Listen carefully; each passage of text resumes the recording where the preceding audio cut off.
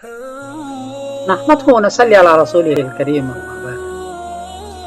रघुनाथ जी मेरे दोस्त हैं। उसने पूछा है कि अयोध्या में राम मंदिर बनी है, तो ये बताइए कि शरीयत के बाद में राम की जी के सिलसिले में क्या तासुर है, क्या नजरिया है, ये उन्होंने पूछा है। जवाबन अर्ज है कि रघुनाथ भाई, या तो कोई इंसान नबी बन सकता है, या वली बन सकता है, या नेक बादशाह बन सकता है।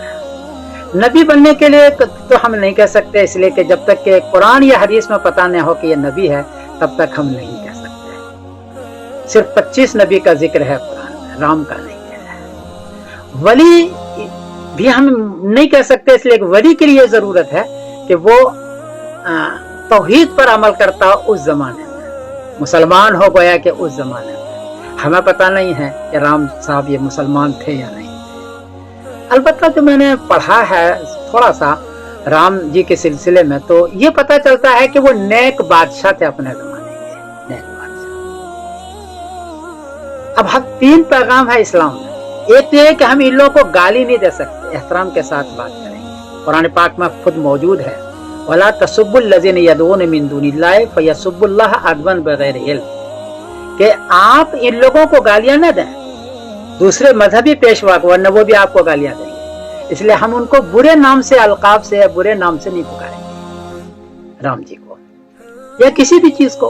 एक बात तो यह है, लेकिन हम उसको भगवान या खुदा नहीं मान सकते। शरीयत में, हमारे इस्लाम में सिर्फ एक ही खुदा को माना जाता है, जिसने हमें पैदा किया है, जो हमें मारेगा, जो हमसे हिसाब लेगा। एक खुदा। इबादत भी उसकी नहीं कर सकते हम, क्योंकि कुरान पाक में यह है कि अल्लाह के अलावा किसी और की इबादत नहीं होगी, किसी और उनसे कोई जरूरत भी नहीं मांग सकते। हाजत जरूरत जिसको कहते हैं, ये सिर्फ अल्लाह से हम मांगते हैं। कुरान पाक में है, कुल ला अमलिकु लिनफ्सी नफ़अन वला ज़र्रा इल्ला माशाअल्लाह।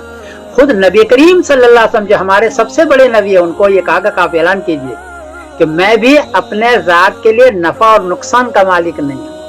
दूसरी बात में है, कुल इन्नी ला अमलिकु लकुम ज़र्रा वला रशदा, हम तुम्हारे लिए भी नफा नुकसान का मालिक नहीं है।